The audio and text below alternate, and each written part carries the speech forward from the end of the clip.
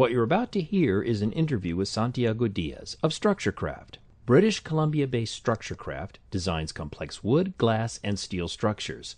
Santiago, before we jump into our questions, tell us about StructureCraft's role as a design builder of complex structures, such as the Richmond speed skating oval for the 2010 Winter Olympics.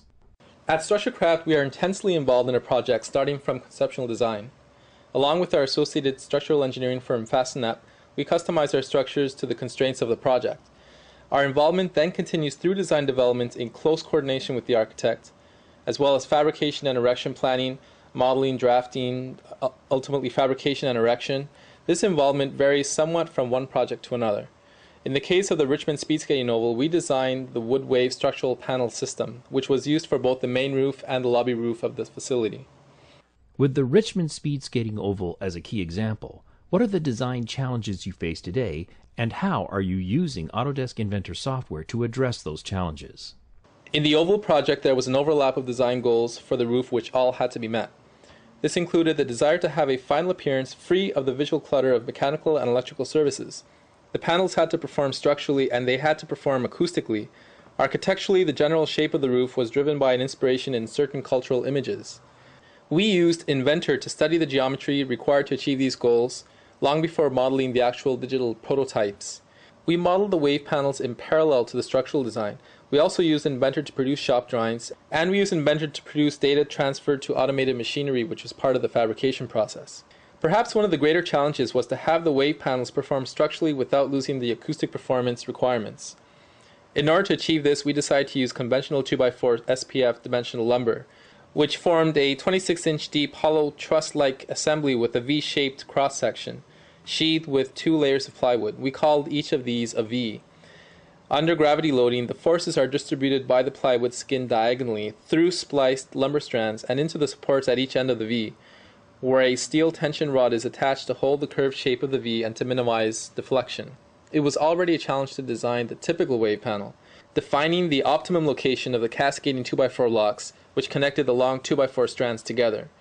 But due to the tapering shape of the roof and the peeling away from the building, a majority of the wave panels needed to have unique designs, resulting from varying spans, varying acoustic patterns, varying snow loads, among other variables.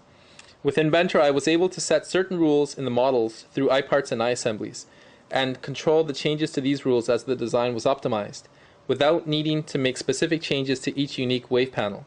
Essentially, what was modeled was more like a system of panels and was intelligent enough to adapt to new design without having to remodel. How has digital prototyping changed the way you design products or projects, such as the Richmond speed skating oval? Why did you turn to digital prototyping with Autodesk Inventor software in the first place? And last, can you share any statistics on cost and time savings digital prototyping provides as compared to the past?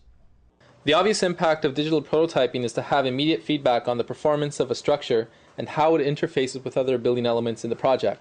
Though in reality, long before this feedback happens, Inventor is already informing us of complex geometry challenges to solve. It gives us early indications of potential conflicts, potential fabrication challenges, and potential erection challenges.